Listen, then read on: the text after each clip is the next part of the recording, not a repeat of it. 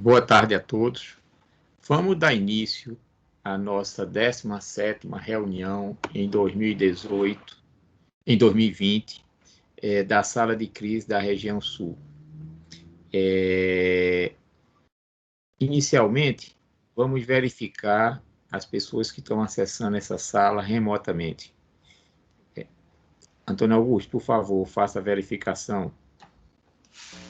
Ok, doutor Joaquim, boa tarde a todos. Vou fazer a chamada das pessoas que estão participando dessa reunião. Vou pedir a gentileza que, além do nome, informe a instituição que representa, tá? E lembrá-los de manterem o microfone desligado enquanto não estiverem falando, para não dar ruído na nossa comunicação. Então vamos lá. Diego Pena. Boa tarde, Diego Pena, da ANA. Boa tarde, Diego. Vinícius Roman. Boa tarde, Vinícius Roman, da ANA. Boa tarde, Vinícius. Alberto Fontoura.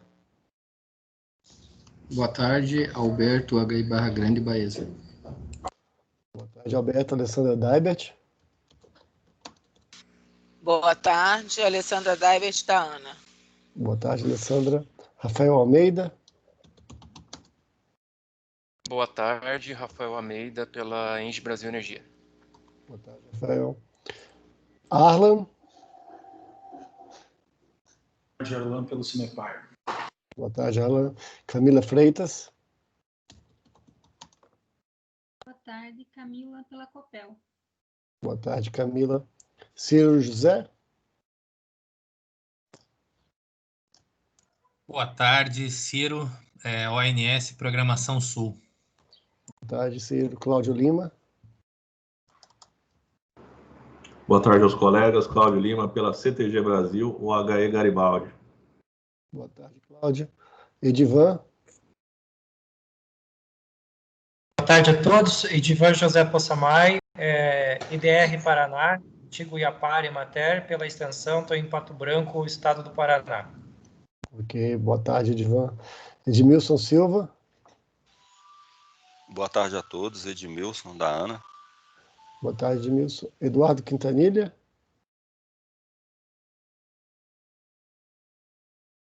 Eduardo, microfone desligado.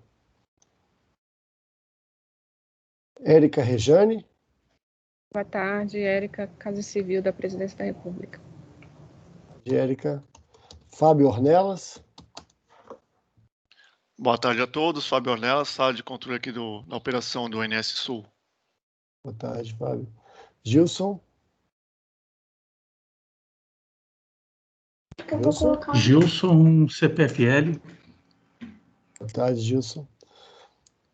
Robson Guimarães.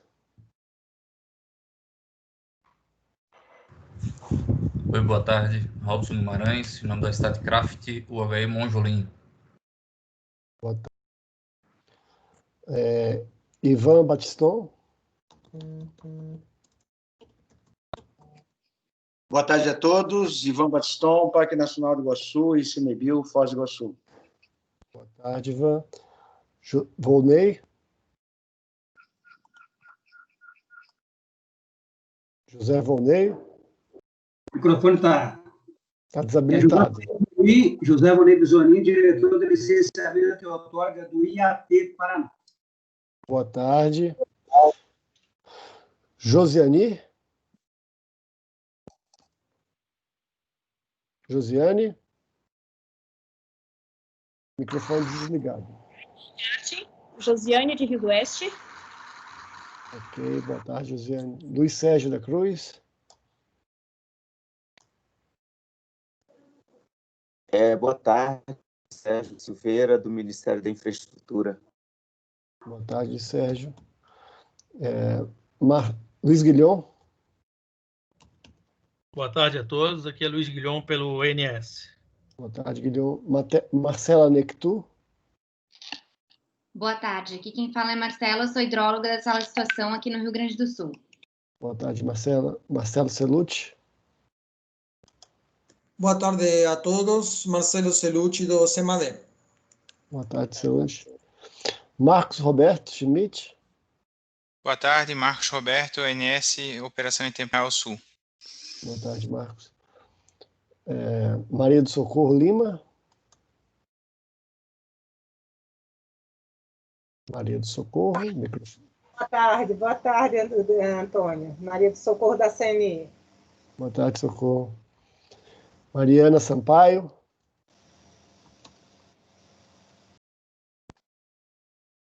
Mariana Sampaio, da Agência Nacional de Energia Elétrica. Boa tarde, Mariana.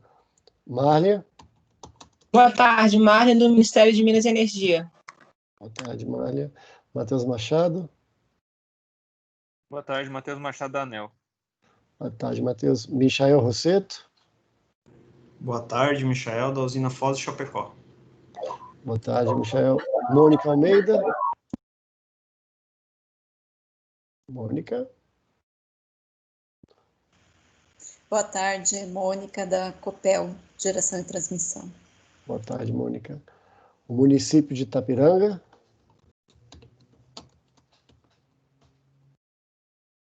Prefeito Jorge, microfone desabilitado.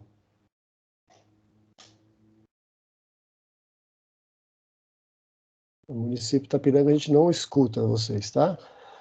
Natasha.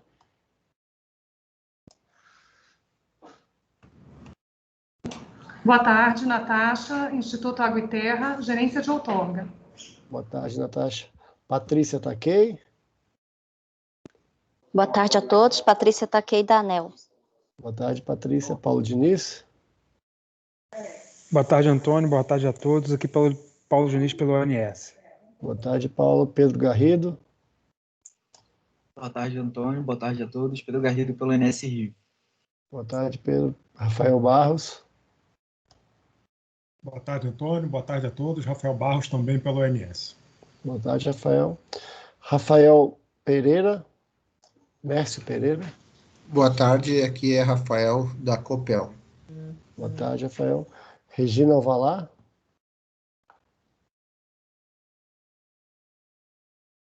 Regina.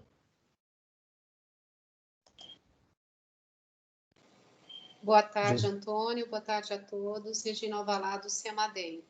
Boa tarde, Regina. José Vicente. Boa tarde, Antônio. Boa tarde a todos. Vicente, da Engie Brasil Energia. Boa tarde, Vicente. Ricardo Scapinelli. Boa tarde a todos. Ricardo, usina Barra Grande. Boa tarde, Ricardo. Rodinei Carlos. Boa tarde a todos. Rodinei, do ONS Florianópolis. Boa tarde, Rodinei. Rodrigo Zambuja. Boa tarde a todos. Rodrigo Zambuja, pela CCR. Boa tarde, Rodrigo. Scrocaro.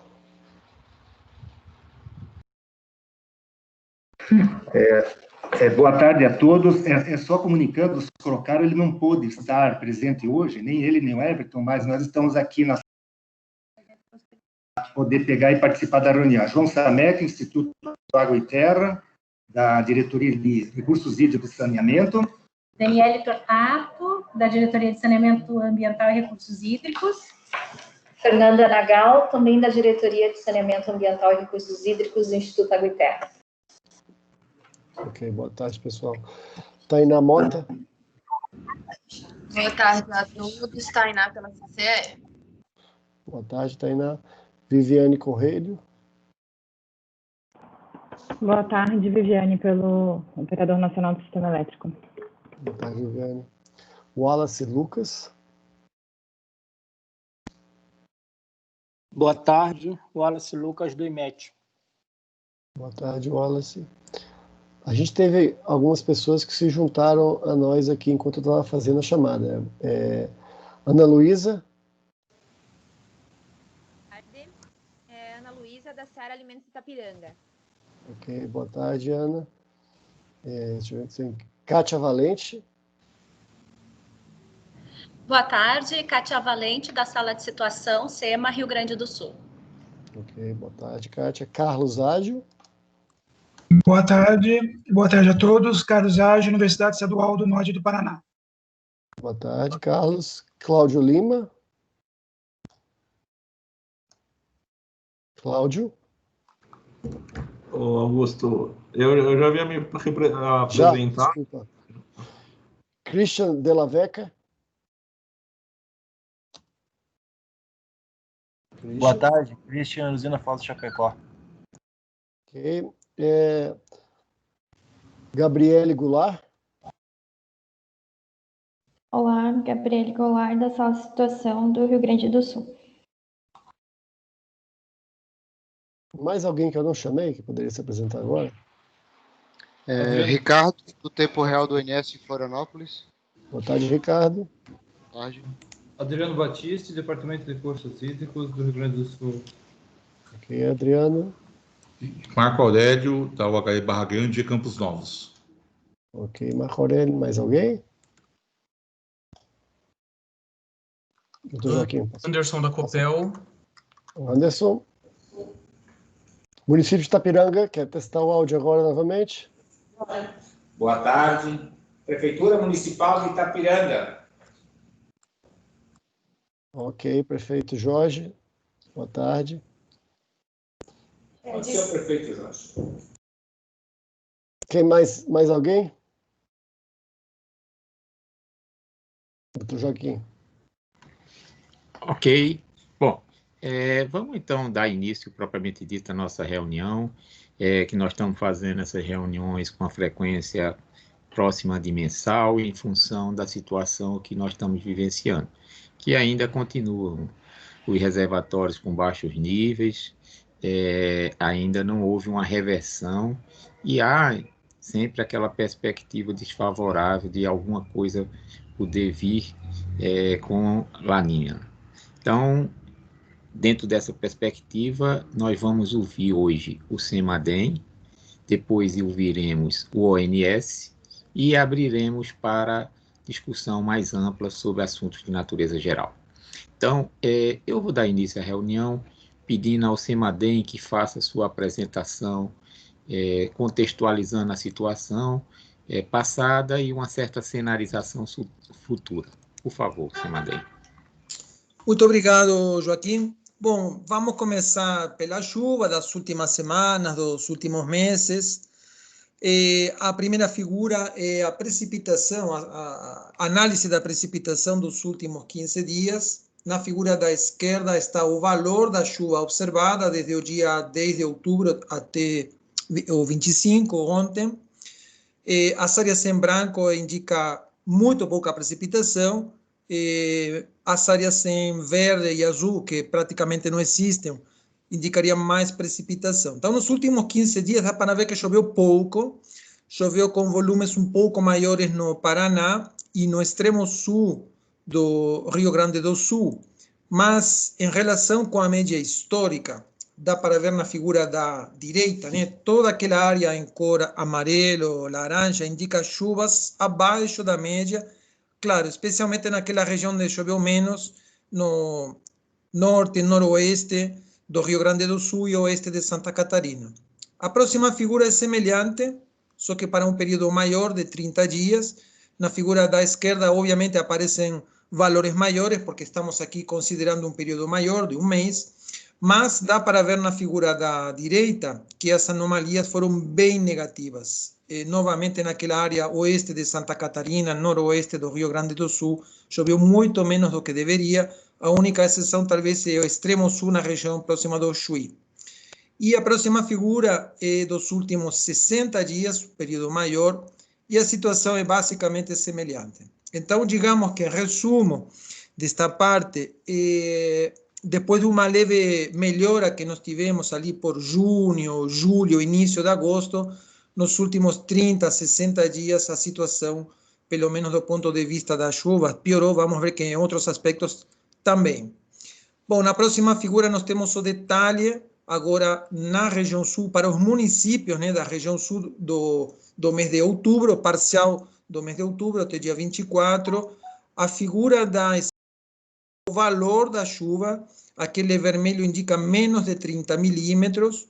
Na figura do centro nós temos qual é o percentual com respeito à média de todo o mês da chuva que nós tivemos até o dia 24 de outubro. Então, toda aquela área vermelha significa que choveu menos de um quarto da média histórica do mês de outubro. Na área laranja, menos da metade do que deveria chover no mês de outubro, sendo que nós estamos já a uma semana de encerrar o mês. E a figura da direita diz que a distribuição temporal da chuva também foi muito ruim no mês de outubro.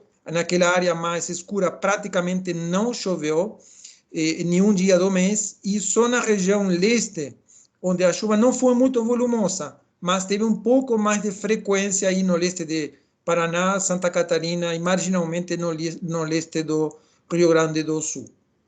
Bom, então, a próxima figura faz uma caracterização agora da seca, não só em função da chuva, sino também da saúde da vegetação.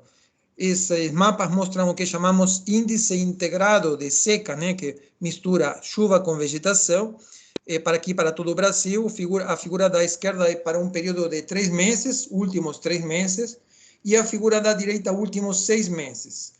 Então, na última reunião que nós tínhamos feito, a figura da esquerda dos últimos 3 meses estava praticamente em branco na região sul, ou seja, uma situação quase de normalidade do ponto de vista mais agrícola. Porém, vejam agora, com a chuva muito deficiente dos últimos 2, 3 meses, como a situação voltou a piorar. E na figura da direita, né, considerando um período de 6 meses, se mantém, de alguma forma, a seca em boa parte da região sul, inclusive esses contornos que aparecem indicam onde a seca dura mais de 6 meses. E também esse mapa, que é para todo o Brasil, mostra que a seca não é exclusiva da região sul. Inclusive, em termos deste indicador, as regiões piores estão na região centro-oeste, onde pelo menos agora está começando a estação chuvosa. Bom, a próxima figura, então, mostra este índice integrado de seca, só que para a região sul, a nível de município. E o que nós temos também aqui é uma comparação da situação de setembro, que é o mapa da esquerda, com a situação atual, que é a figura da direita.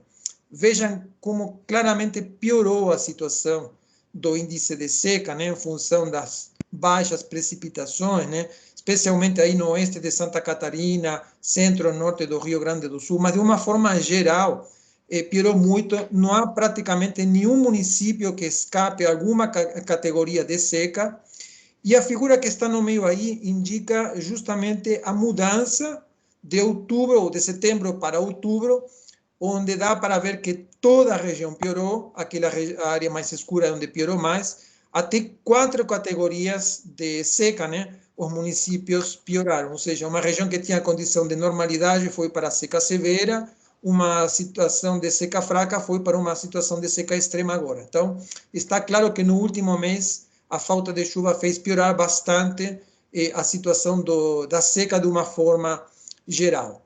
A próxima figura mostra o impacto na agricultura, mostra nessas cores na figura as áreas, o percentual das áreas dedicadas à agricultura afetadas pela seca. Então, centro-oeste do Paraná, oeste de Santa Catarina, oeste do Rio Grande do Sul, de uma forma geral, a parte oeste da região sul foi a mais, ou está sendo a mais afetada do ponto de vista da seca nas áreas agroprodutivas. A tabela de baixo, talvez é interessante comparar as últimas 2 colunas, né? A situação que nós temos hoje, por exemplo, no Paraná, 298 municípios afetados, sendo que em final de agosto nós tínhamos 60. Em Santa Catarina, 118 agora, nós tínhamos 36 final de agosto. No Rio Grande do Sul, 216 agora, e nós tínhamos 53 em agosto, ou seja, mais ou menos se multiplicou por 4, por 5, o número de municípios afetados pela seca do ponto de vista da agricultura. A próxima figura é uma tabela que não vou comentar em detalhes, sobre uma estatística de número de minifúndios, pequenas propriedades, cada estado e em que proporção elas são afetadas. Mas, assim, para resumir a tabela, podemos dizer que no Paraná, em torno de 80% das propriedades rurais estão afetadas pela seca. Em Santa Catarina, em torno de 40%, né, o maior número minifúndios, né, mais de 40% dos minifúndios estão afetados pela seca. E no Rio Grande do Sul, também, mais de 40% das propriedades, de uma forma geral, estão afetadas pela seca. Bom, em termos do que pode ocorrer no futuro, né, como esses índices, como essa situação pode evoluir no futuro, aí na próxima figura nós temos o que chamamos de projeções, ou seja, considerando cenários possíveis de chuva. A figura mostra na parte do centro a situação atual, em outubro, né? Está aí especificado o número de municípios em cada categoria de seca. E a figura da esquerda faz uma projeção para o mês de novembro, caso chova 30% acima da média. E o que surpreende é que, mesmo chovendo 30% acima da média, nós teremos municípios em situação de seca excepcional ou extrema, severa. Isso é porque esse índice ele tem uma certa memória da chuva das últimas semanas, dos últimos meses, e como vimos, essa chuva foi muito deficiente. Claro, se chover menos do que isso, se chover, por exemplo, 30% abaixo da média, que seria o cenário da direita, a situação seria ainda pior, com um maior número de municípios com seca excepcional ou extrema severa, maior que nós temos, do número que nós temos hoje, mais ou menos o triplo, e obviamente maior que no caso de chover 30% acima da média. E já vou adiantar que o cenário mais provável, infelizmente, é o da direita, o mais pessimista. Bom, vou explicar um pouco por que esse é o cenário mais provável, né? No curtíssimo prazo, podemos ver a imagem de satélite de hoje, tem uma frente fria, fraca em termos de queda de temperatura, passando aí pela região, aquela área mais vermelha que aparece na figura, está, digamos, girando o que nós falamos no jargão meteorológico, severidade, seria barulho de uma forma geral, né? Rajadas de vento, raios, talvez granizo, mas não muita precipitação. Então, essa chuva é localizada, muito intensa, porém num período curto, o que também não ajuda muito. E essa chuva está restrita mais ao oeste do Paraná e oeste de Santa Catarina. Depois nós temos outro sistema muito mais ao sul, entre a Argentina e o Chile. Esse sistema vai fazer cair mais a temperatura, mas ele passa por baixo, então ele vai provocar pouca precipitação. Então, entre o sistema que já está indo embora e não está provocando muita chuva e aquele outro que vai passar mais por baixo, a previsão para os próximos 7 dias não é muito animadora. Está na próxima figura. Nós vemos que a chuva vai se concentrar mais na região sudeste e centro-oeste, lá em Espírito Santo, Minas, Goiás, o que é uma boa notícia, mas vai ser muito mais irregular, muito menos volumosa na região sul. Então, aqui olhando a figura da direita, dá para ver que a previsão é de chover abaixo da média de uma forma geral na região sul nos próximos 7 dias. Aí eu selecionei algumas bacias, mais ou menos chave, né, para fazer uma previsão específica. Então, na próxima figura, nós temos, por exemplo, a bacia do Rio Paraguai, à esquerda. Eu sei que a bacia do Paraguai não está na região sul, né, mas ela se comporta meteorologicamente, climatologicamente como região sul, é uma bacia importante. O Mato Grosso do Sul é outro estado que está sofrendo com situação de seca, então eu incluí essa bacia. E aqui a previsão é um pouco mais animadora, pode chover na faixa de 40 milímetros na próxima semana, o que representa um valor acima da média histórica. Já a bacia do Paranapanema, que está à direita, nós temos uma distribuição mais irregular, e na parte de baixo dá para ver que o modelo prevê na faixa de 20 milímetros, o que estaria já abaixo da média histórica, que aqui na figura está representada pela curva azul. Então, nós temos sempre na parte de cima a previsão da distribuição dentro da bacia da chuva, e na parte de baixo a previsão, digamos, da quantidade prevista pelo modelo.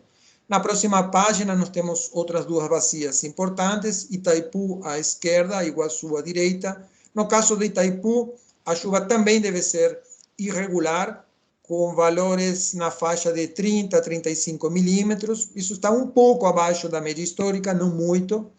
Já na bacia do Iguaçu, a previsão é de chover bem menos, na faixa de 20 milímetros, daqui a uma semana, 10 dias. Isso está claramente abaixo da média histórica. E na próxima figura temos mais duas bacias, que é a bacia do Uruguai, na parte da esquerda, e a bacia do Jacuí na parte da direita. As duas com chuva prevista aí na faixa de 30 milímetros, o que está abaixo da média histórica. E também a figura, vejam que mostra aí um incremento da chuva agora logo nos primeiros dias e depois a linha fica horizontal, ou seja, ou chove com esta primeira frente fria, ou não vai chover em vários dias. Portanto, a situação não é muito animadora. Bom, indo para a tendência para a segunda semana, na próxima figura, a perspectiva, vejam, também não é muito animadora. Novamente, a chuva mais volumosa se concentra mais ao norte, né? Goiás, norte de Minas, Bahia, e não chove muito na região sul. A figura da direita é bastante clara, né? Deve chover abaixo da média histórica em toda a região, inclusive parte de Mato Grosso do Sul, São Paulo, ou seja, a região de falta de chuva não se limita apenas à região sul. A próxima figura é apenas para ter uma referência, portanto, dos próximos 15 dias, né, como um todo. Estamos falando, então, do dia 26 de outubro, hoje, até o dia 9 de novembro. Então, até o dia 9 de novembro, pelo menos, a previsão de chuva é abaixo da média histórica, aliás, bem abaixo da média histórica, como deixa ver a figura da direita. Bom, fazemos sempre uma tentativa de ver um pouco mais para frente o que pode ocorrer, lembrando que quanto maior o prazo da previsão, a confiabilidade vai caindo, mas esta figura mostra uma previsão do modelo meteorológico oceânico. Aqui não adianta tentar ver detalhes da previsão, tem que ser feita uma interpretação assim mais global e mais qualitativa, mas de uma forma geral, o que esse modelo está indicando é que a chuva vai continuar se concentrando mais ao norte, na região sudeste, centro-oeste, e que a região sul vai ficar dentro de uma área com menos precipitação. Na terceira semana, né, que é a parte de cima, 9 a 15 de novembro, parece o modelo indicar uma possibilidade de chuva mais na porção norte da região sul, né, Santa Catarina, Paraná, mas, de novo, essa previsão não é confiável a esse nível de detalhe. Aqui devemos interpretar a figura como um todo. Então, entre o período de 9 a 22 de novembro, que é o que alcança essa figura, podemos dizer que não há perspectivas de uma reversão, pelo menos, da chuva, do déficit de chuva, senão talvez o contrário, né? Uma continuidade das chuvas abaixo da média. A próxima figura é semelhante, é de outra instituição, para um período ligeiramente diferente, neste caso vai de 7 a 11 de novembro. A figura tem semelhanças e diferenças a respeito da anterior, mas eu marquei uma pequena linha de pontos, de traços aí, que parece separar um regime de chuvas de normal para cima do normal, mais no centro-norte do Brasil e da América do Sul, e uma figura e uma área com tendência a chover mais para baixo, né? Na região sul do Brasil, Bolívia, Paraguai, parte da Argentina.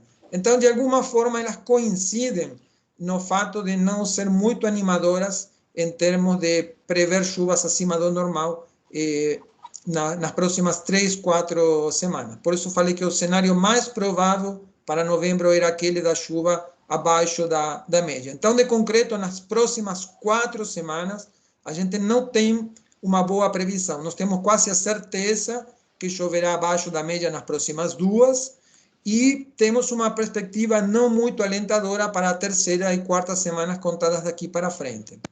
Bom, para finalizar, eu queria falar um pouco sobre o fenômeno do La Niña, que já está estabelecido. Esse é o relatório do NOAA, né, o Laboratório Oceanográfico Atmosférico dos Estados Unidos, uma referência para estas questões. A figura mostra a temperatura dos oceanos, na verdade, a anomalia da temperatura, e dá para ver muito claramente aí no Oceano Pacífico, na elipse azul, como as temperaturas do Oceano Pacífico estão mais baixas do que o normal, inclusive com uma forma, né, uma distribuição bem característica do fenômeno do La Niña. Então, o fenômeno do La Niña já está estabelecido. O relatório diz que a atmosfera já está reagindo de alguma forma a essas temperaturas mais baixas e, portanto, eu diria que tanto a chuva observada das últimas semanas quanto a previsão agora para as próximas semanas já podem estar influenciadas, portanto, pelo fenômeno do La Niña. Bom, na próxima figura nós temos o valor de um índice que é utilizado para ver a intensidade do La Niña. Se trata da temperatura do Oceano Pacífico, na região central do Oceano Pacífico, chamado de El Niño 3.4, tem uma elipse aí marcando. Bom, a temperatura está 1.4 abaixo da média, sendo que abaixo de 1 grau já é considerado La Niña moderada. Contudo, como os índices se tomam em trimestres e em trimestres fechados, então nós temos agora o trimestre julho, agosto, setembro fechado. Ali, o valor da temperatura foi de menos 0,6, em média. Portanto, hoje a La Niña é considerada de intensidade fraca. Mas veja na elipse azul da parte da direita, no segundo gráfico, começando de cima, como a temperatura nessa região chave está caindo constantemente. Portanto, se essa tendência continuar, e no próximo trimestre, por exemplo, já se mantém com esse valor, é alta a possibilidade de La Niña já não ter mais categoria de fraca, né? Senão atingir categoria de moderada pelo menos.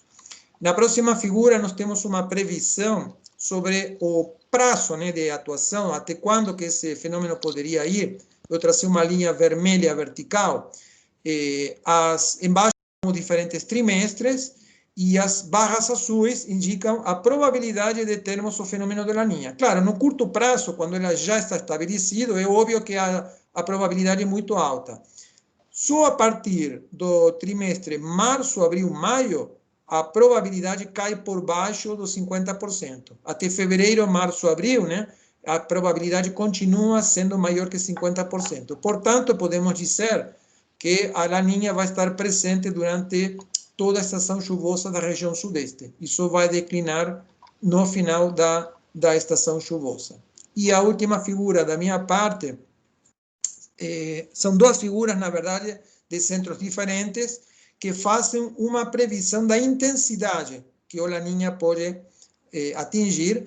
Tem uma linha vermelha por baixo, que está indicando uma temperatura negativa de 1,5 graus, e vejam que nas duas previsões, né, elas mostram o valor que a temperatura poderia atingir naquela região Niño 3.4, e no auge da estação chuvosa da região central, dezembro, janeiro, fevereiro, elas se encostam no valor de 1,5. Então, de novo, há uma chance bem razoável da La Niña atingir intensidade moderada. E quando isso ocorre, o efeito da La Niña é mais dominante. Então, eu diria que ela vai pesar mais na possibilidade de termos precipitações abaixo do normal na região sul. Então, digamos que tanto no curto prazo, né, 2 semanas, quanto no médio prazo, 1 mês, como também, assim, olhando de uma forma geral, a próxima estação chuvosa do sudeste, as perspectivas não são boas, né? Não temos uma situação favorável. Bom, essas, infelizmente, são as novidades. Fico à disposição se tiverem perguntas. Obrigado. Bom, Marcelo, obrigado aí. Portador não merece pancada, né? Então, você é o portador apenas. Então, ninguém vai ficar chateado com você com as notícias que você trouxe. Bom, então, nós estamos vendo aí a situação que tende, no mínimo, a continuar com o déficit que nós estamos hoje, né? Então, eu vou dar oportunidade aos estados, nesse momento, para comentarem a situação climatológica e esse acompanhamento que também é feito pelos estados para ver como eles também estão observando. Então, começando pelo Rio Grande do Sul. Se o Rio Grande do Sul pudesse comentar aí a apresentação muito técnica e bem feita do CEMADEM. Sim, como sempre, muito bem técnica, muito bem feita, realmente, Celute, a gente sempre agradece, né? E estamos de novo, ou seguimos, né, como sempre, bastante alinhados. Nós já estamos em estiagem aqui no estado, já alguns municípios entraram em contato com a Defesa Civil para falar sobre essa condição de estiagem. Nós já estamos vendo que a situação está bem complicada por aqui e de acordo com a previsão aqui apresentada agora, né, e com aquilo que a gente também já vem trabalhando há tempos, há meses aqui no Rio Grande do Sul, nós estamos trabalhando com essa questão de estiagem que já está acontecendo agora na primavera, e lembrando sempre que esta é a estação mais chuvosa do ano, né, então a nossa situação é bem preocupante.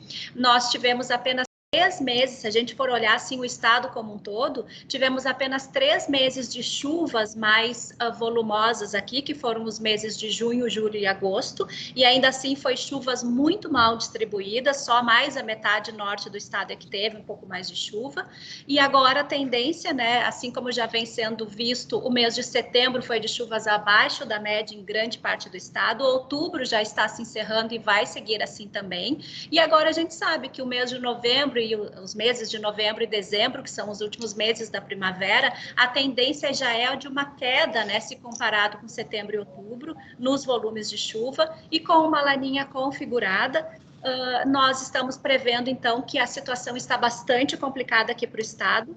Vamos ver a cada semana aí mais situações sobre estiagem aqui. E a preocupação maior, claro, além do abastecimento, energia, nós também temos uma grande preocupação com a agricultura aqui no Rio Grande do Sul, visto que já temos prejuízos com milho, da ordem aí de 500 milhões, foi dito essa semana, e a expectativa, infelizmente, né, para o plantio da soja também é uma situação bastante complicada por não termos um volume de água disponível neste momento e com ainda a laninha atuando durante o verão. Então, o nosso sinal nunca deixou de ser amarelo, né? Nós estamos em sinal vermelho aqui no estado do Rio Grande do Sul. Começamos também essa semana a dar bastante destaque novamente para a baixa disponibilidade hídrica aqui na região metropolitana do estado, nas bacias do Sinos e do Caí, em algumas estações já começaram a entrar para as permanências abaixo de 95%, Rio Uruguai, algumas regiões no médio e baixo Uruguai, entre a permanência de 90% e 95% também, e lá na região sul a mesma coisa, são os principais destaques nesse sentido. Então começamos novamente, como a Kátia comentou, aquela luz vermelha voltou, e a gente já está destacando novamente também essa baixa disponibilidade hídrica, principalmente em algumas bacias gaúchas. Muito obrigado aí também vocês, pelo empenho de vocês contextualizarem, né, nos seus estados a situação. Então, vamos pedir ao pessoal de Santa Catarina, Guilherme, não sei quem poderia falar, sobre essa também contextualização em Santa Catarina. Bom dia, boa tarde a todos. Aqui em Santa Catarina também a situação é bastante preocupante, principalmente do extremo oeste do estado até o meio oeste do estado e Planalto Norte. A situação está preocupante, principalmente no setor da agricultura. Nós temos várias plantações de milho que já foram semeadas em setembro e não germinaram, então ainda, e outras que germinaram, porém o seu desenvolvimento está bem abaixo do padrão para a época do ano. No início agora de novembro, o nosso pessoal da EPAGRE vai fazer todo um levantamento sobre as perspectivas e o que vai afetar no setor produtivo. A soja, que seria plantada agora no mês de outubro, muitos agricultores não plantaram, ou os que plantaram estão esperando a chuva, que deveria ter caído esse final de semana, e principalmente hoje, e a situação não foi muito boa, em termos de volume registrados, bem abaixo do que o esperado, mal distribuída e bem abaixo do que foi esperado. Então, a situação está bastante crítica, afetando o abastecimento público de várias cidades de médio porte do estado e também o setor da agroindústria. na cadeia produtiva do suíno e aves e também a bovinocultura de leite. Em termos de vários municípios já entraram em situação decretaram situação de emergência, cidades como Maravilha e Ceará. E, além disso, tem uma restrição de uso em algumas cidades, como Concórdia e Chapecó. Que essas são as regiões principalmente do oeste catarinense. Em relação hoje a gente está com em torno de 19 rios com situação de emergência ou alerta. Emergência é a Q98 da curva de permanência e a alerta é a Q95 da curva de permanência. Então abaixo desses valores. Então mostra bem a situação que está se concentrando no meio oeste, oeste e uma parte no Planalto Norte catarinense. E está começando, devido a pouca chuva no Alto Vale do Itajaí, também está sendo afetada. Bem, acho que era essa situação que eu gostaria de apresentar e relatar o que está acontecendo aqui em Santa Catarina. Ok, muito obrigado pela explicação, Guilherme. Eu vou passar, então, para o Paraná. Se vocês pudessem comentar também nesse momento, Paraná. Bem, boa tarde. Tem várias questões. Queria falar um pouco do licenciamento outorga, né? Nós estamos finalmente com uma seca muito grande no estado, desde fevereiro, março. A gente está com problema no som. Você está com 2 microfones, tá? No som.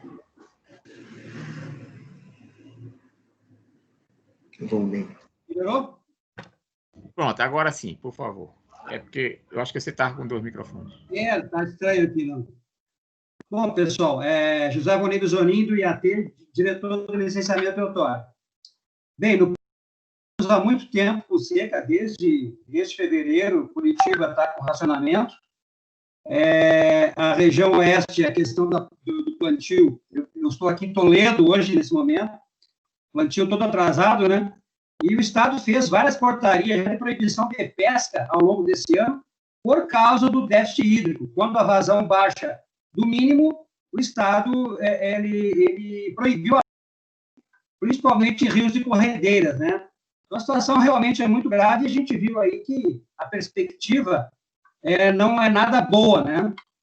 Eu queria que a Natasha, que é a nossa gerente de outorga, falasse um pouquinho. Natasha, por favor. Oi, boa tarde a todos. Bem, a gerência de outorga tem atuado aí juntamente com a CEDEST, né, com a Sanepar e também com os municípios, né, que são servidos por agências autônomas. Então, assim, a gente já decretou crise hídrica em maio, então tem um decreto, a gente tem uma reunião amanhã para prolongar isso aí, que a gente tinha previsto que ficaria até o dia 7 de novembro, e ela vai ser prolongada. Então, a gente está acompanhando junto com o CIMEPAR também, que é uma parceira nossa aqui na área de tanto meteorologia como de compilação dos dados aqui que a gente tem das telemétricas.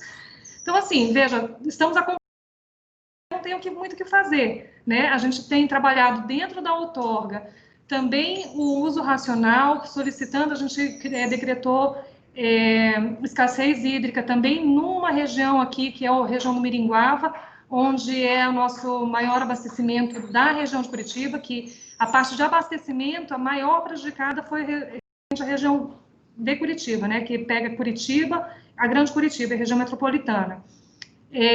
Com isso, a gente solicitou, né, criou-se uma portaria para que houvesse uso racional, mas assim, todos estão prejudicados, o produtor rural está prejudicado, as torneiras das casas já estão prejudicadas, nós estamos trabalhando com rodízio já faz muito tempo, né? A tendência é que o rodízio aumente ainda, então, eu não sei se tem pessoal da Sanepar aí, mas assim, hoje a gente faz rodízio de 36 por 36 horas e a ideia é que eles comecem com 48 por 48. Enfim, nessa situação, a gente não vê outra solução, né? Se não viesse a chuva mesmo, porque assim, os nossos reservatórios estão Aí eu acredito com essas chuvas que deram, foram poucas chuvas, mas como foi bem apresentado pela CEMADEM, foram chuvas às vezes isoladas, às vezes chuvas rápidas, com um grande volume, mas assim, é aquela chuva que ela não fica retida, né? Então, assim, os nossos reservatórios estão, de fato, bem prejudicados. Eu acredito que a gente deve estar trabalhando hoje com cerca de 20% aí da capacidade, ou seja, é muito pouco, né? Foram reativados vários poços, e na outorga, aqui, o que a gente está fazendo, em parceria daí, tratando com prioridade as alternativas que a Sanepar está propondo.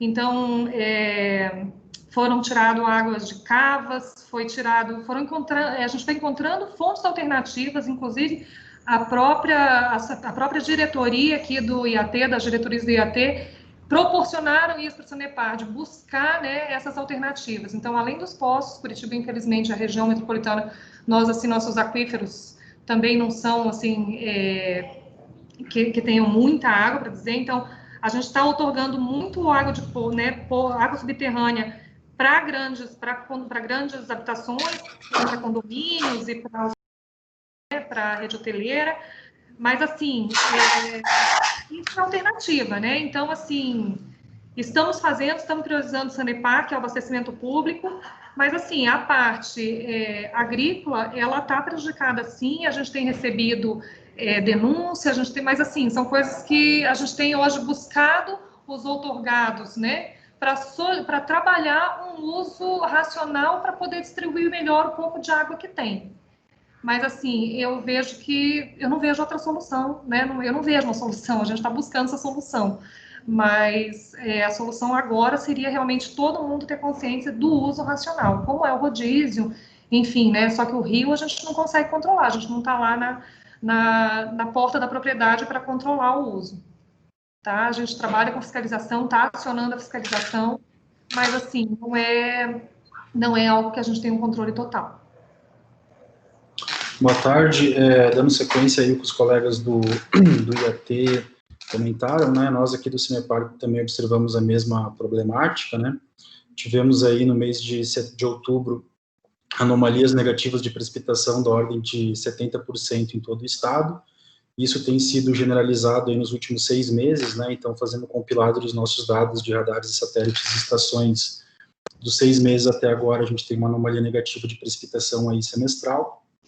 O que nós temos observado é que nos últimos 7 dias, as vazões ali em União da Vitória, né, que caracterizam o regime hidrológico no Alto Iguaçu, voltaram a ficar abaixo da Q95 sazonal, né, pro esperado, provavelmente aí também afetando o setor energético, e mais aqui próximo da nossa região metropolitana de Curitiba, onde nós temos aí as bacias de mananciais da Sanepar, como bem colocado aí pela colega Natasha, nós temos aí escoamentos de base aí inferiores a 50% do que nós esperávamos nessa época do ano, né. Frente aí o que tem sido colocado é que, de fato, nós temos precipitações bastante não contínuas, né, ocorrendo no estado. Foi o caso agora do último fim de semana, teve uma precipitação aí da ordem de 20 milímetros de alta intensidade, mas que ocorreu de forma bastante localizada. Por sorte, como o nosso radar apontou ali, pegou em cheio a precipitação em cima das áreas de reservatórios aí da região metropolitana de Curitiba, mas como a situação do abastecimento aqui realmente está numa condição muito crítica, né, isso levou tanto o IAT quanto o Sanepar, que estão fazendo parte aí do monitor de secas da ANA e da FUNSEMA, decretar a seca excepcional aqui na região metropolitana de Curitiba nos últimos 2 meses. E o cenário aí que se coloca, né, como nós já tínhamos também observado aqui dentro, internamente, é esse de laninha, de provavelmente nós temos aí um período de precipitações abaixo da média, e frente a isso, então, nós vamos estar dando subsídio aí para possível e provável prorrogação aí do decreto 46/2000. Ok, muito obrigado pela participação de vocês. Eu não sei se tem um colega da Sanepar, se tiver, pode também ficar à vontade de falar. Doutor Joaquim? Sim. João Samek. Sim, bom, pode. É só uma complementação, porque, de certa forma, já foi exposto toda a nossa realidade, mas a questão chegou a tal ponto que, além de todo esse esforço que está sendo feito, nós estamos agora fazendo com que houvesse a necessidade de fazer uma perfuração de 150 poços em comunidades que não são atendidas pela Sanepar ou sistemas autônomos. E, além disso, as pessoas assim muito isoladas, núcleos isolados, foram feitos com a disponibilização de caminhões-pipa. Chegamos até a situação de ter que distribuir caminhões-pipas para poder atender minimamente essa questão do abastecimento, toda essa questão, principalmente já envolvendo a parte da Covid, enfim, tudo mais. E inclusive, com esse porte de caminhões, 7 deles foram disponibilizados lá para o estado do Mato Grosso, até por conta desses incêndios aí que ocorreram agora nas últimas semanas. Mas acho que, de uma maneira geral, nesse ponto, assim, falando sobre uma questão geral, era isso mesmo, já que os colegas já refletiram. E nós temos hoje, inclusive, a participação de um colega da agricultura que está presente. Se ele quiser falar alguma coisa a respeito do impacto na agricultura, então seria o caso dele se manifestar. É o Beno. Boa tarde a todos. Eu vou deixar aí a câmera desligada por conta da internet um pouco instável. O convite do SAMEC participar, e parabenizo aí a iniciativa, né, de manter esse canal de conversa entre todas as instituições para se avaliar, né, os problemas, né, gerados por essa crise hídrica, por esse déficit hídrico. Bom, em termos de agricultura, o que nós temos no Estado? Assim, eu acho que os próprios levantamentos já mostram, né, que a posição é um pouco crítica, né? O Estado, basicamente, ele trabalha muito, né, com a área de cultivada, grande parte, aí, 90% da área soja, né, e isso já está afetando, né, o plantio desse ano.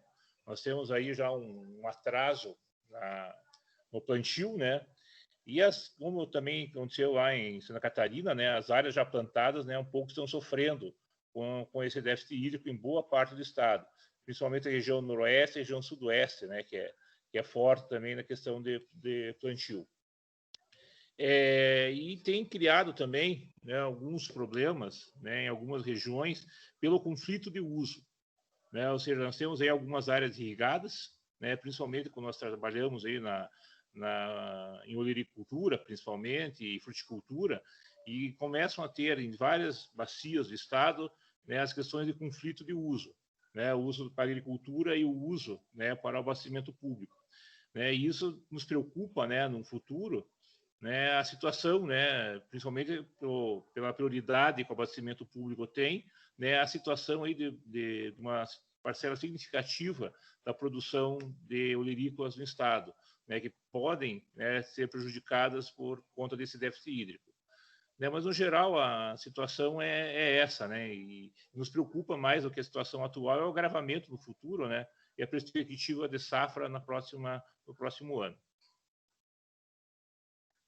Ok, muito obrigado. Bom, vocês todos viram a situação que nós estamos vivenciando, quer dizer, é uma situação complexa, né, que tem reflexo em todas as áreas, desde a área da geração de energia, que nós vamos ver na sequência, mas também a questão da agricultura, os abastecimentos e até mesmo a navegação, né? Então, é uma situação muito complexa que merece continuarmos numa perspectiva de muita cautela nesse momento. Eu já tinha me oferecido para individualmente que os 3 estados aqui é importante, a gente continuar fazendo os 3 estados para contextualizar a situação de uma maneira mais consolidada, mas individualmente, se algum estado quiser fazer alguma reunião de um nível diferente para que os secretários, o pessoal do governo do estado também tenha noção de como está a situação, a ANA pode articular, tá certo, a realização dessa reunião na parte de apresentações, não no chamamento das pessoas que vão participar dessa reunião, mas na organização da reunião, sim. Nós poderemos chamar aí os nossos companheiros que são parceiros do processo, tá? Então, fica aí essa possibilidade de que, se algum estado assim desejar, nós podemos apoiar tecnicamente na realização de uma reunião com essa visão do Estado, tá certo? para os dirigentes das instituições, federações de agriculturas, prefeituras, esse tipo de coisa. Eu sei que o momento não é muito propício, nós estamos em véspera de vários acontecimentos, né? Mas nós nos colocamos à disposição, mais uma vez, tá? Qualquer contato pode ser feito direto comigo. Ok, bom, vamos então para a segunda parte, não menos importante, que é o reflexo dessa situação no nosso sistema hidroelétrico. Então, eu pediria ao ONS, eu não sei quem vai fazer a apresentação, Paulo, você pode dar só uma contextualizada inicial e passar para a pessoa que for fazer a apresentação. Perfeito, doutor Joaquim. Boa tarde a todos. Aqui é Paulo Diniz, pelo ONS. Quem vai fazer a apresentação vai ser o Pedro Garrido. E ao longo da apresentação dele, a gente trouxe também aqui um nivelamento para todos de como é que está a situação nesse momento da operação sistêmica, né? Não só das bacias, dos aproveitamentos hidrelétricos, né? Também a gente vai abranger hoje aqui o atendimento energético do país como um todo, geração térmica, geração eólica, não só do subsistema sul, mas também de todo o sistema interligado nacional, né? Falando da região norte, sudeste, centro-oeste e região nordeste do Brasil. Então, para a gente entender, né, a conjuntura da operação do sistema sul, abrangendo o status que a gente tem em todos os outros subsistemas. Então, eu vou passar para o Pedro e, ao longo da apresentação, a gente vai interagindo e, no final, se for necessário, também vou fazer alguns comentários e estar à disposição para algumas questões. Pedro. Obrigado pela introdução, Paulo. Próximo slide, por favor. Aí, de maneira breve, com os tópicos que a gente vai abordar nessa apresentação. Primeiro, uma contextualização da situação energética do SIM, como o Paulo mencionou, e, na sequência, a gente tratará basicamente da parte voltada para o subsistema sul, tá? As usinas que a compõem, as condições hidrológicas dos armazenamentos observados, a operação dos principais reservatórios e as simulações do que a gente vislumbra para o próximo mês. Próximo slide, por favor. Contextualizando, né, a gente vai apresentar agora como as condições hidrológicas que estão sendo experimentadas, que a gente verificou nas principais bacias que a gente possui aproveitamentos hidrelétricos aqui no Brasil. Começando pela bacia do Rio Grande, a gente vê que, em termos de afluência, esses gráficos na sequência de energia natural afluente mostram o impacto das precipitações, né, na geração de vazões naturais aos empreendimentos agregados. A gente verifica na bacia do Grande, na qual a gente tem diversos aproveitamentos hidrelétricos, como a situação ela veio se deteriorando ao longo do ano, né? Em linha cheia a gente tem o que foi observado e em linha tracejada a gente tem a média de longo termo, que é a média que considera um histórico de 1931 até 2018 pelo ONS.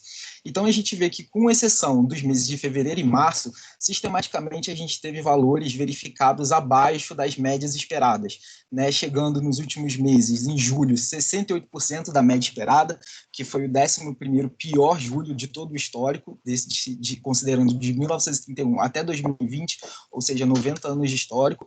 Agosto, com 64% da MLT, sendo o 9º pior do histórico. Setembro, 48% da MLT, sendo o 3º pior do histórico, e hoje, neste mês de outubro, nós estamos no dia 25, né, já indo para o término do mês de outubro, tendo apenas 35% da média e longo termo para a bacia do Rio Grande, que é o 2º pior. Então, a gente vem uma sequência, né, de eventos hidrológicos desfavoráveis, notadamente a partir de abril de 2020 na bacia do Rio Grande. Próximo slide, por favor. Acompanhando outra bacia importante também, a bacia do Rio Paranaíba, a gente repara que, com exceção dos meses de fevereiro e março, todos os meses a gente também teve vazões afluentes aos empreendimentos abaixo dos esperados pela média de longo termo. A gente vê, né, que nos últimos meses, né, pegando julho, que foi 83% da MLT, agosto 78% da MLT, setembro 62% da MLT, sendo o 21º julho pior do histórico, e agosto também, e setembro chegando ao 10º pior, ou seja, a gente vem numa sequência de meses muito ruins em termos de vazões naturais afluentes aos empreendimentos, chegando ao dia 25 de outubro, que seria o dia de ontem, 53% da MLT, uma média parcial, que caracteriza o 7º pior outubro do histórico, né, considerando os dados de 1931 a 2020. Ou seja, a situação da bacia do Rio Paranaíba também não é nada favorável hidrologicamente. Próximo slide, por favor. Chegando na bacia do Rio São Francisco, a gente vê que nos meses de março e abril a gente conseguiu valores até a gente observou valores até igual como março de 2020 e superior à média de longo termo em abril de 20, né? Mas depois, no período de recessão, a gente observa que os valores verificados foram abaixo dos esperados para os respectivos meses, né? Chegando a setembro a 67% da MLT, que é o 11º pior do histórico, e no mês de outubro, fechando agora até o dia 25/10, como sendo o 8º pior do histórico, com 49% da MLT. Então, até a bacia do Rio São Francisco, que a gente conseguiu uma recuperação boa no período de cheia deste ano, a gente vê uma situação de degradação a partir de maio.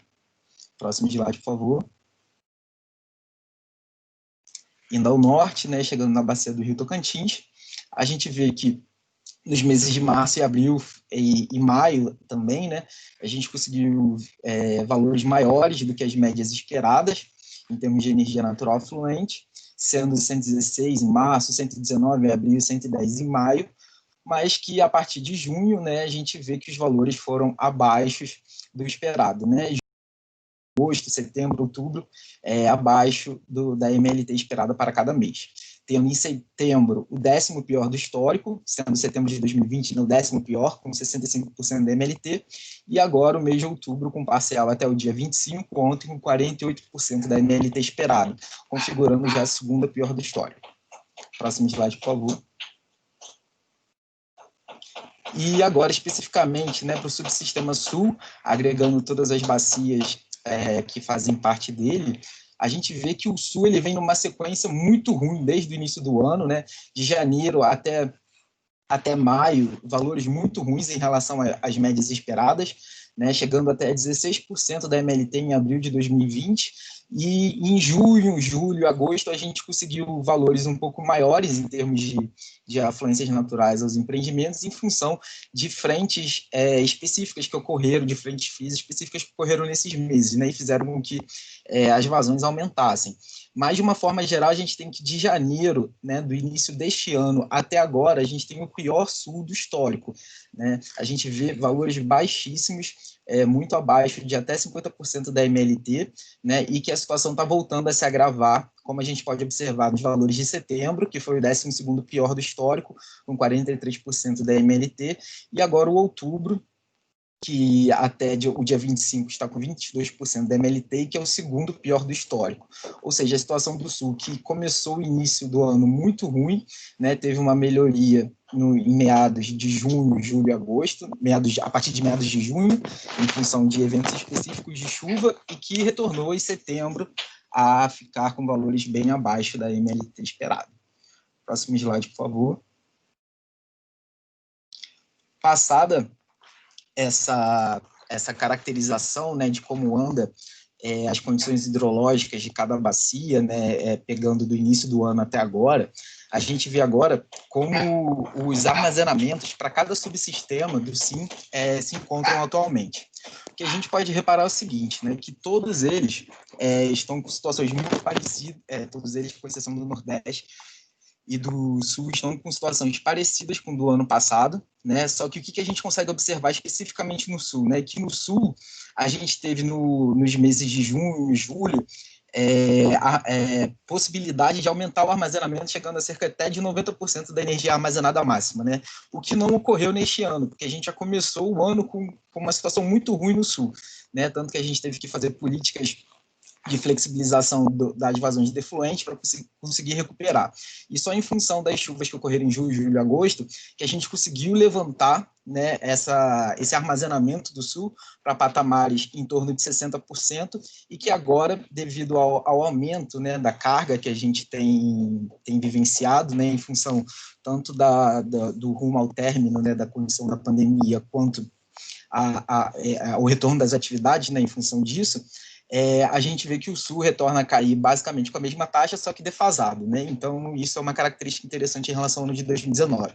Sobre o Sudeste e Centro-Oeste, a gente vê que não foram atingidos patamares de 60% de armazenamento, também em função de atendimento à carga. No Nordeste, a gente atualmente, em condições de armazenamento, a gente está numa situação um pouco melhor, mas já rumo aos 60%, né? Na verdade, em função tanto do período de cheias que a gente teve no início deste ano, que foi muito bom para o Nordeste, lá para a região, a gente conseguiu recuperar Sobradinho bastante, e no Norte a gente já vê que 2020 já ultrapassou 2019, né, estando um pouco abaixo, em função ao uso que está sendo feito para poder trazer energia para os maiores centros consumidores Sudeste, Centro-Oeste e Sul.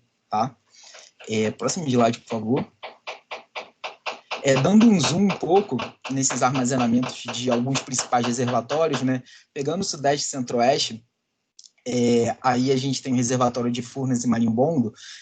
A gente repara que o reservatório de Furnas ele está com cerca de, chegando, né, aos 30% do seu volume útil. Tem que se considerar que é um reservatório que, em função de usos múltiplos, né, estão sendo aplicadas regras de deplecionamento mais severas, né, que foram acordadas no âmbito de salas de reuniões aqui capitaneadas pela Agência Nacional de Águas, e que, em função disso, né, que é uma boa energia que a gente acaba tendo que deixar estocada no reservatório de Furnas, a gente tem que fazer operações em outros reservatórios para ter um ganho sistêmico dessa perda que a gente está tendo. O que a gente pode notar aqui em Marimbondo, em 2020 os níveis estão abaixo ao de 2019, chegando até ficar abaixo de 10%, e a gente já tem uma perspectiva de redução desse percentual de volume útil até cerca de 5%. Esses valores, né, 10%, 5%, é bom a gente ficar em mente, né, de uma situação como um todo em outras bacias do Brasil, para na hora que a gente for voltar ao sul ter esses valores em mente. Próximo slide, por favor. Indo para a bacia do Rio Paranaíba, né, importantes reservatórios, como Emborcação, a gente vê que Emborcação também está passando para níveis inferiores a 20% do seu volume útil, agora em 2020, abaixo do que era visto na mesma época em 2019, e que Nova Ponte também está atingindo a 20% do seu volume útil em 2020. E está praticamente muito parecido com o que foi observado no ano de 2019. Próximo slide, por favor. Indo para Itumbiara e São Simão, a gente vê que Itumbiara já passou aos níveis de armazenamento menores do que 20%, né, e que tem uma projeção também de ficar com níveis abaixo de 10%, né, para as próximas semanas. E em São Simão a gente verifica também a queda dos níveis, né, dos armazenamentos, na verdade, em função em relação ao ano de 2019, e essas quedas bruscas que a gente pode observar, né, por exemplo, de 16 de setembro até 9 de outubro, e agora, na última quinta-feira até o último domingo, nós tivemos que abrir o vertedouro de São Simão com o objetivo de transpor água para os aproveitamentos de jusante, né, com o objetivo de garantir a operação devida, principalmente Ilha Solteira, no sentido da gente conseguir manter níveis também para a operação da hidrovia Tietê-Paraná. Próximo slide, por favor. Passando aí para Ilha Solteira, Três Irmãos, é um reservatório importante, onde a gente tem controle da hidrovia Tietê-Paraná. A gente consegue ver nesses últimos dias, acompanhando a linha preta do ano de 2020, o aumento dos níveis que ocorreram lá em função dessa abertura do vertedouro de São Simão. Em Itaipu, a gente tem o principal aproveitamento mais ajusante, né, do Rio Paraná, que a gente vê que a cota mínima é 217, e a gente está serpenteando em torno dessa 217, que é o nível mínimo autorizado. Tá? Próximo slide, por favor. Adiantando um pouco a situação do Sul, né, a gente vê um reservatório na bacia do Rio Iguaçu, que é o Foz do Areia, que, como eu mencionei, né, é um reservatório importante que a gente não conseguiu recuperá-lo como a gente recuperou no ano passado, e que o uso dele, né, está sendo necessário em função de atendimento à carga, né, para fechar o balanço do sistema. E aí a gente vê que a taxa é mais ou menos parecida com o que foi verificado em 2019, né, mais ou menos paralelo. Indo para a bacia do Rio Uruguai, a gente vê o Machadinho, né, que teve no início do ano níveis bem baixos, né, e que agora também sofre com esse depressionamento necessário para atendimento da carga. Próximo slide, por favor. Mais 2 reservatórios, Jurumirim na bacia do Paranapanema. A gente vê que Jurumirim tem mantido um determinado nível, uma determinada taxa de uso, né, que está sendo verificada. E na última reunião do Paranapanema já foi apresentada uma proposta para aumentar as defluências, no sentido de aumentar a geração lá na bacia do Paranapanema. Então, provavelmente, para os próximos dias, essa taxa vai cair mais um pouquinho, né, em relação a... E o reservatório de Caconde, no Rio Pardo, a gente vê que a situação de 2020 está um pouquinho melhor do que a 2019, mas muito parecida ainda, né? Um reservatório também que chegou a encher, né? Então, agora o comportamento da descida está bem parecido com 2019. Próximo slide, por favor. Entrando agora no Nordeste e no Norte, a gente vê o reservatório de Sobradinho. Como eu mencionei antes, né, no Nordeste a gente teve umas chuvas, né, no início do ano que propiciaram a recuperação do reservatório. A gente vê que Sobradinho chegou a níveis acima de 90%, né, e desde então, desde junho, né, começou o período de recessão de vazões e, consequentemente, a queda dos níveis em função do uso dos reservatórios.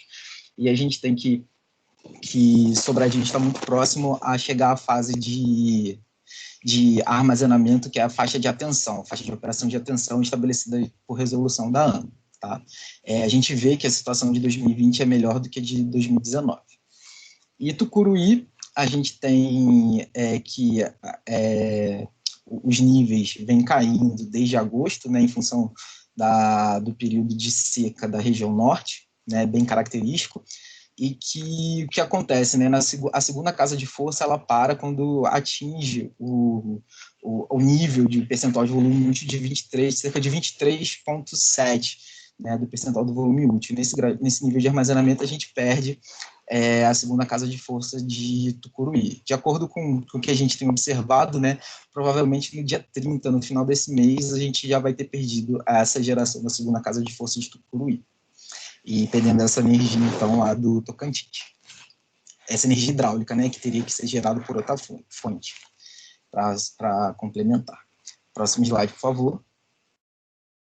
Vendo a situação, né, tanto de vazões, né, que a gente tem em cada bacia, e a situação de armazenamento, né, muito em função de como elas iniciaram o ano, o desenvolvimento ao longo do tempo, até chegar agora em outubro, a gente vê também agora a parte do balanço energético pelos subsistemas.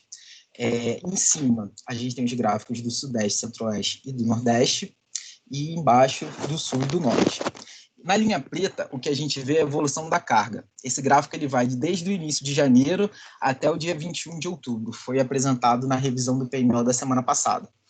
Então, em preto, a linha preta é a carga. Em azul, a gente tem a geração hidráulica. Em amarelo, a geração térmica. Em vermelho, a geração solar. E em verde, a geração eólica. O que a gente consegue observar?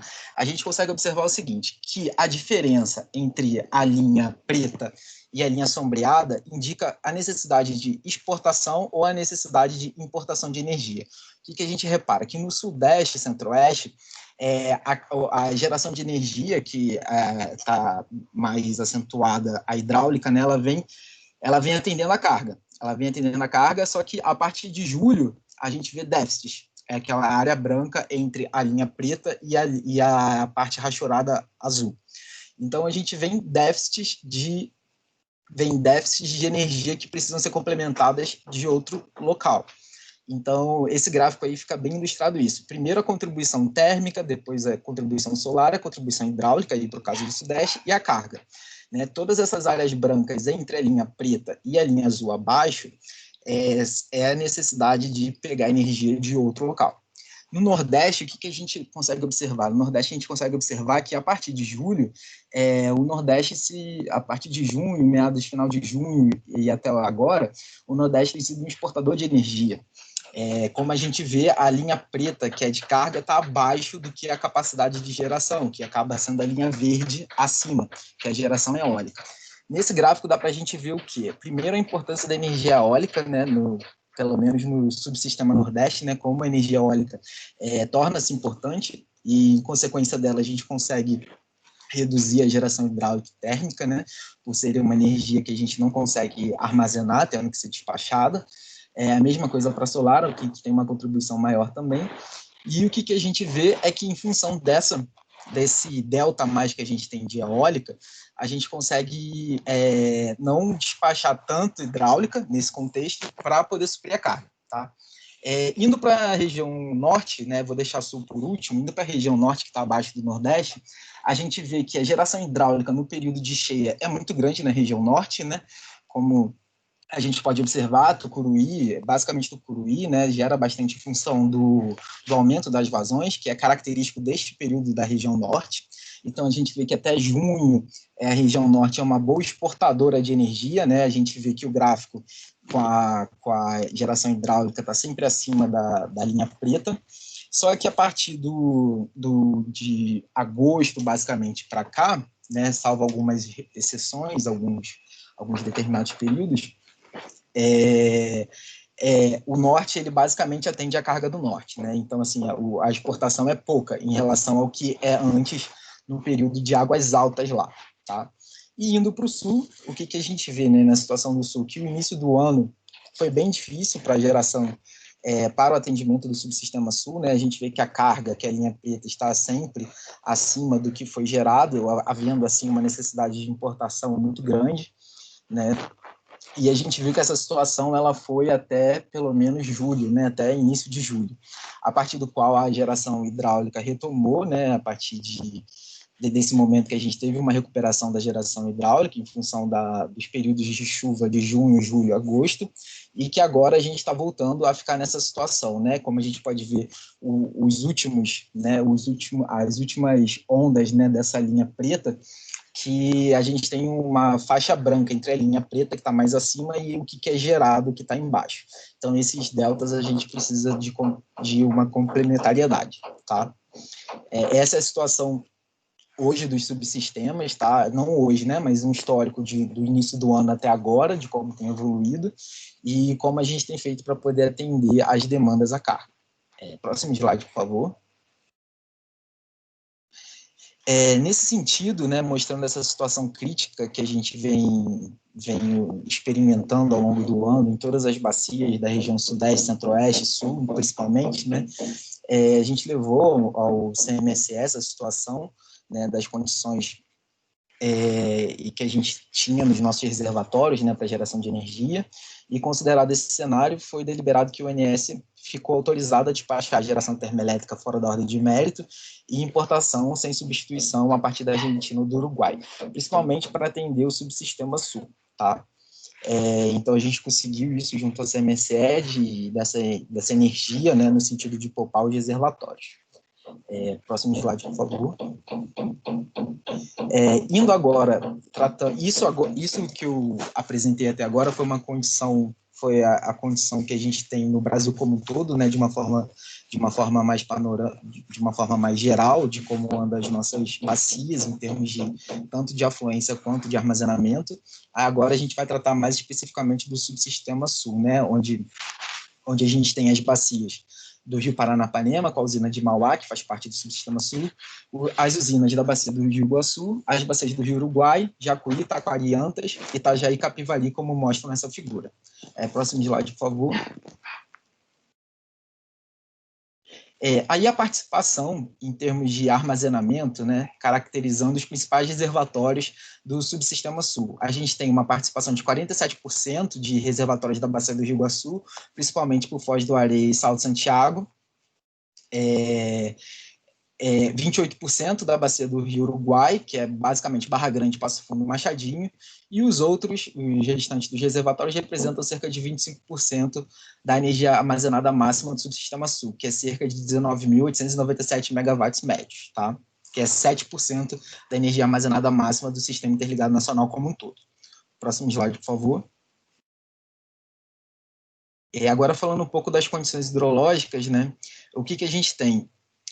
Para a bacia do Rio Iguaçu, pegando dois empreendimentos, né, um mais a montante, que é Foz do Areia, que está em vermelho, e um mais a jusante, que é Baixo Iguaçu, a gente consegue ver a evolução das energias das vazões naturais ao longo deste ano, né? A gente vê que as vazões naturais foram bem abaixo, como eu já mostrei anteriormente no gráfico de IENA, agregado para o subsistema sul como um todo. Agora a gente está vendo particularmente para a bacia do Rio Uruguai, e mais especificamente para 2 usinas, né?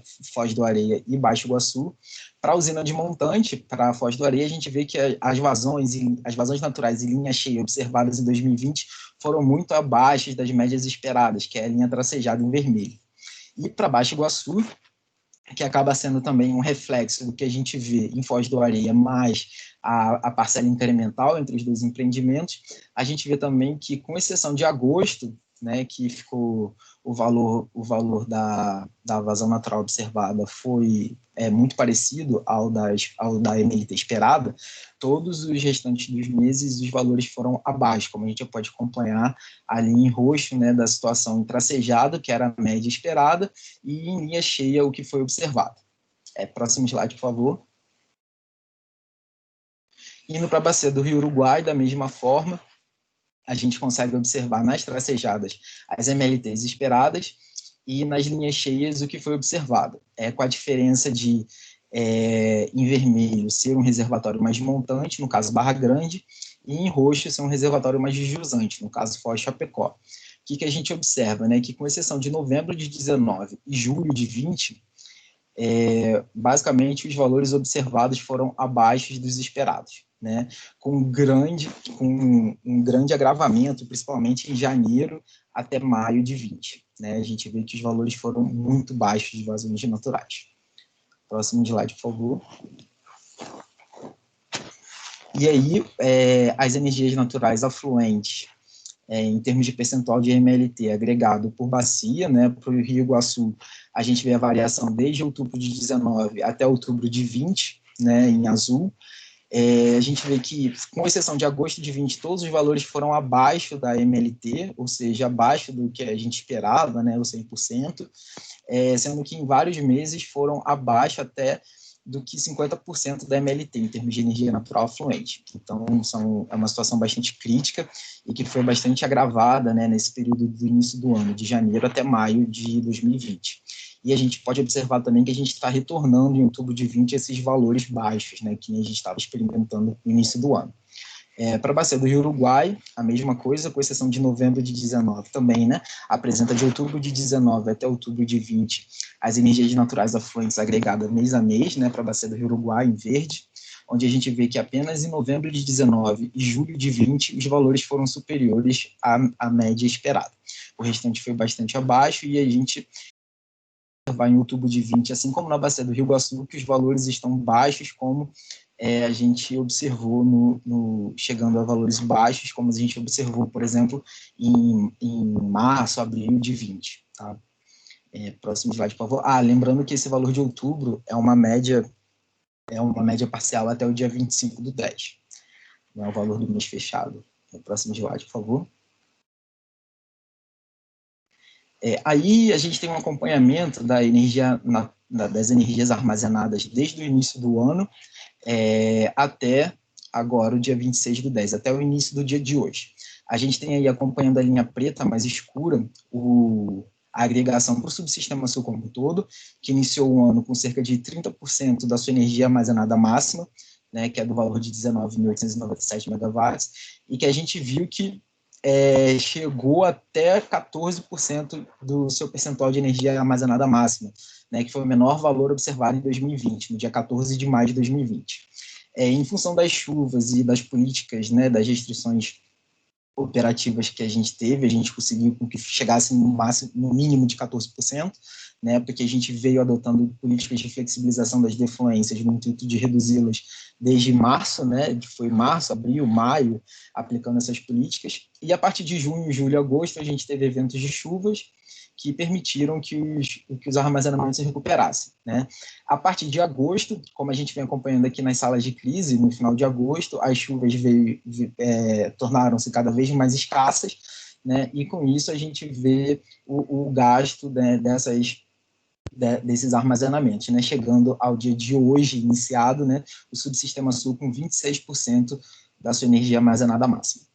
As principais bacias, Uruguai e Iguaçu, apresentam no início do dia de hoje 25% e 17%, respectivamente, de armazenamento.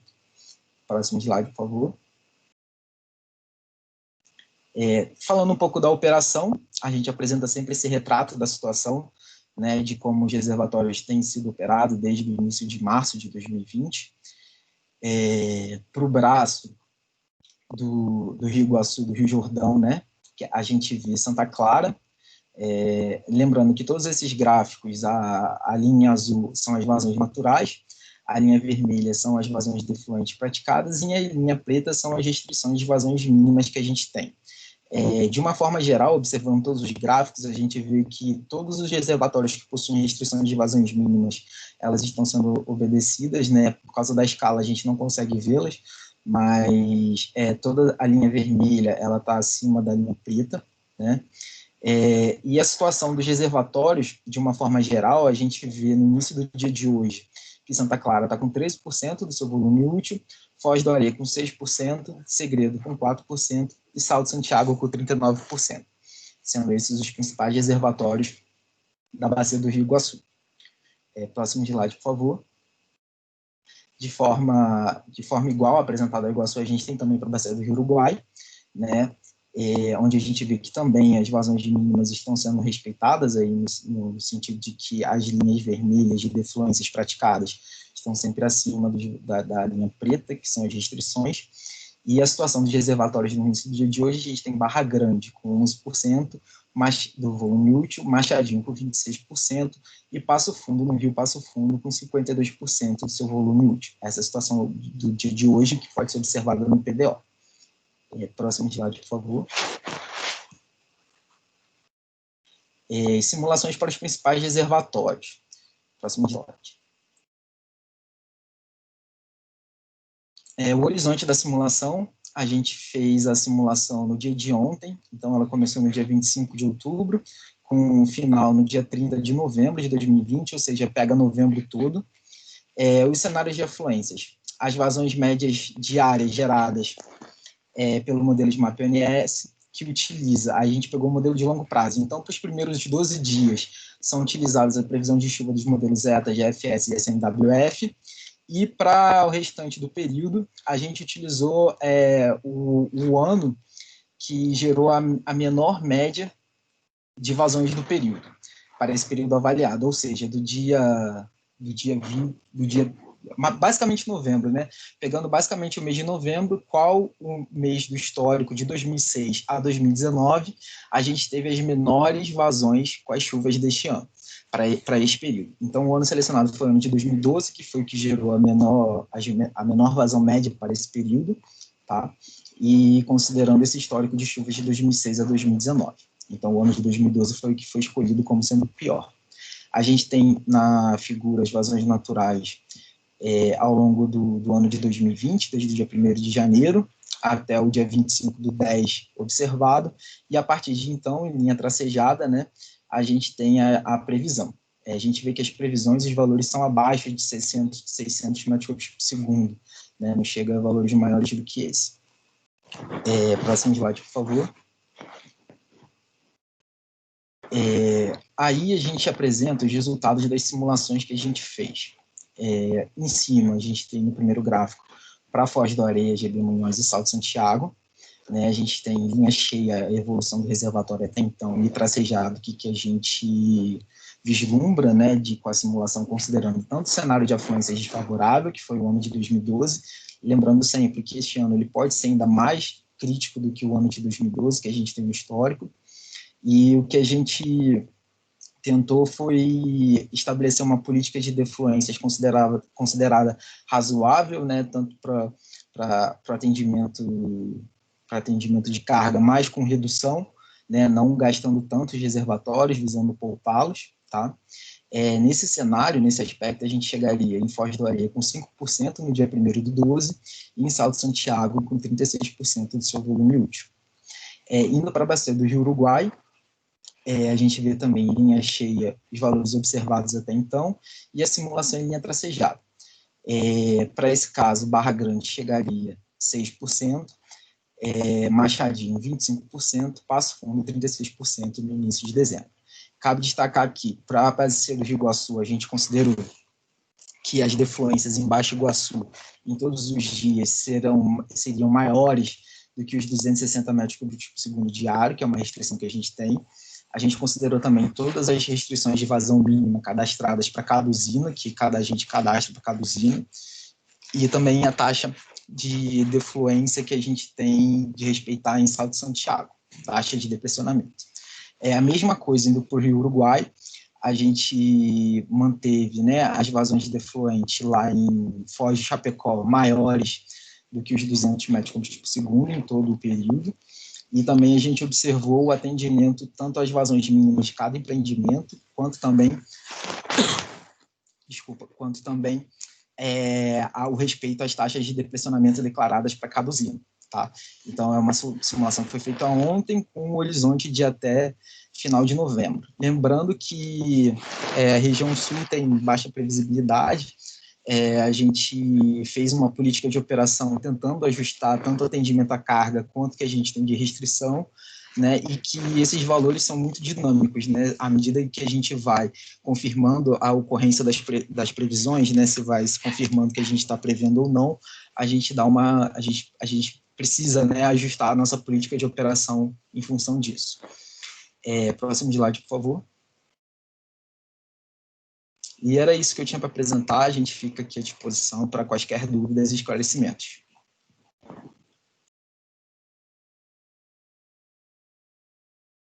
Ok, Pedro, obrigado. Eu vou assumir, porque o Dr. Joaquim foi convocado agora para uma outra reunião.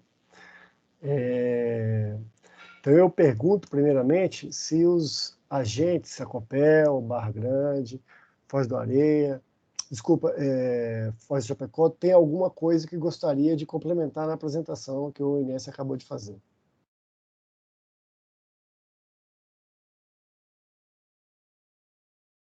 Não? Então, vamos lá. Vamos começar, então, pelos comentários dos estados. Rio Grande do Sul.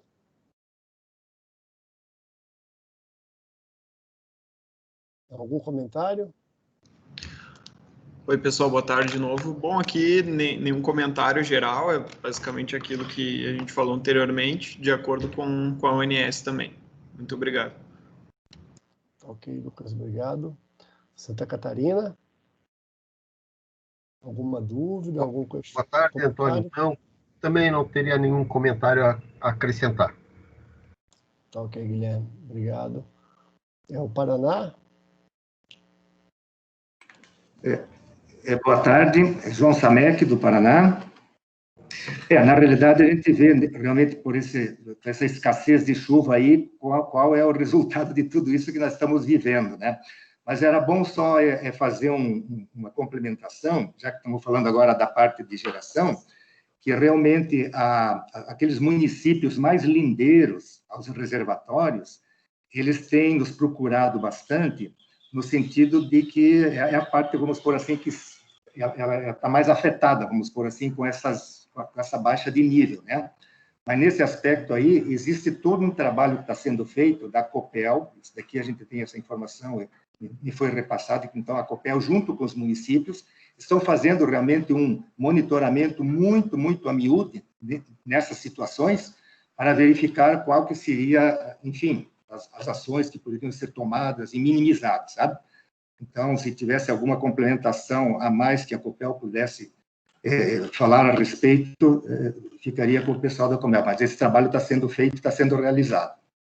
Agora, e outra questão também, é claro que, em função de toda essa explanação que foi feita, que em função de uma demanda de carga que o sistema exigiu, realmente houve um depressionamento assim, bem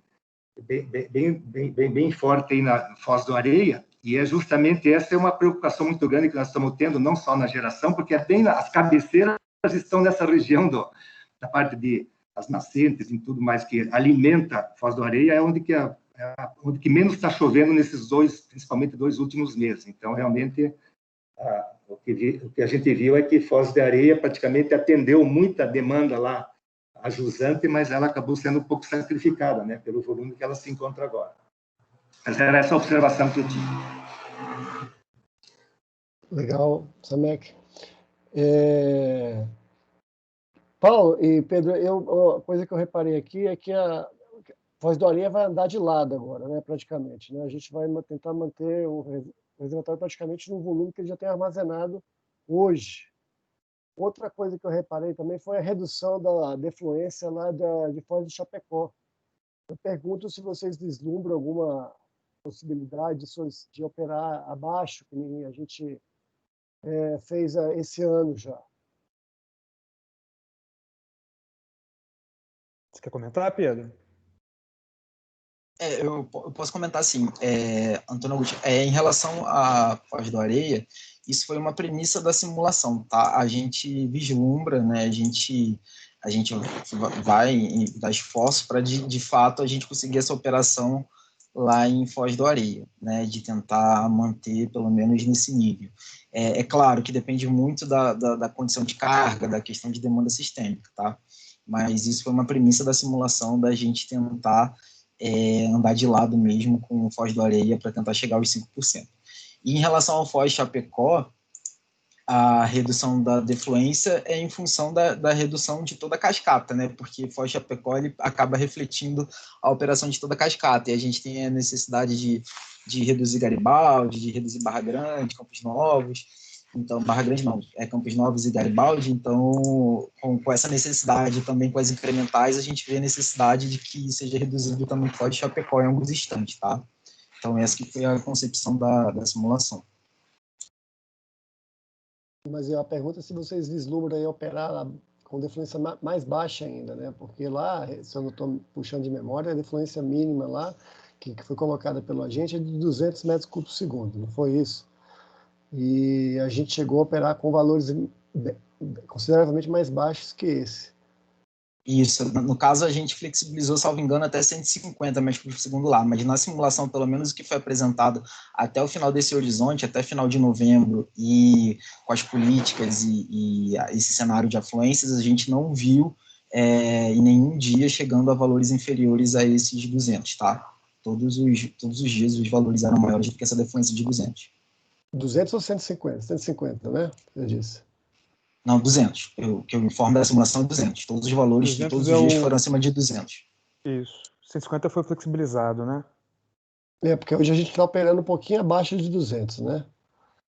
Hoje, o último valor que eu tenho registrado é 184, a média de ontem.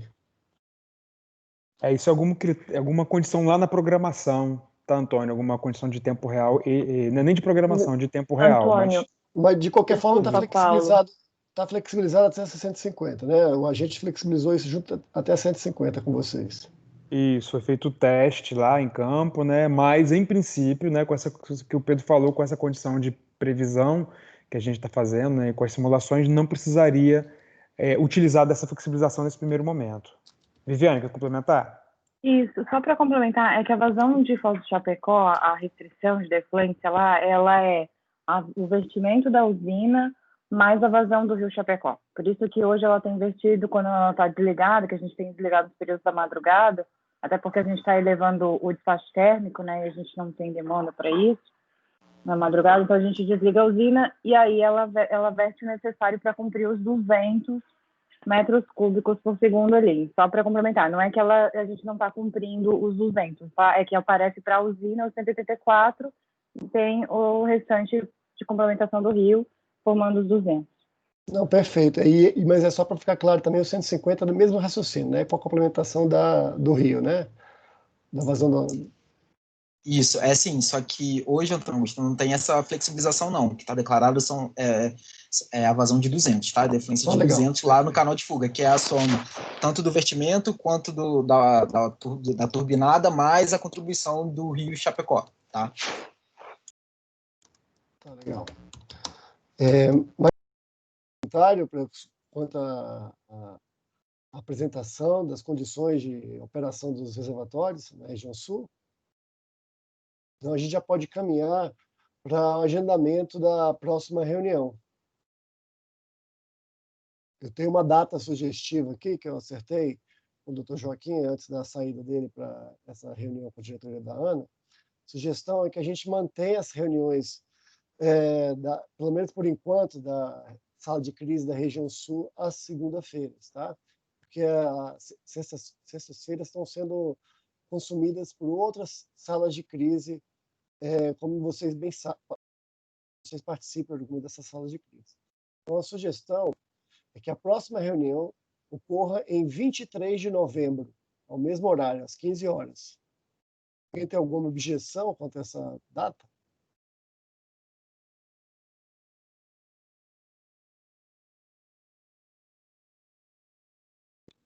De- 16 ou 15, desculpa. 23 de novembro. 23 de novembro. Na segunda-feira. Daqui a 4 semanas. Entendo que se ninguém está falando nela, é porque ninguém tem objeção. Então, vamos agendar então, a próxima reunião para O horário? 15 horas. Mesmo horário, 15 horas. 23 de novembro, às 15 horas. A gente faria a 18ª reunião da sala de crise em 2020. Então, pessoal, eu mais nada a dizer. Eu agradeço a participação de todos na reunião e convidar todos novamente para a próxima reunião, que vai ocorrer em 23 de novembro, a partir das 15 horas. Muito obrigado.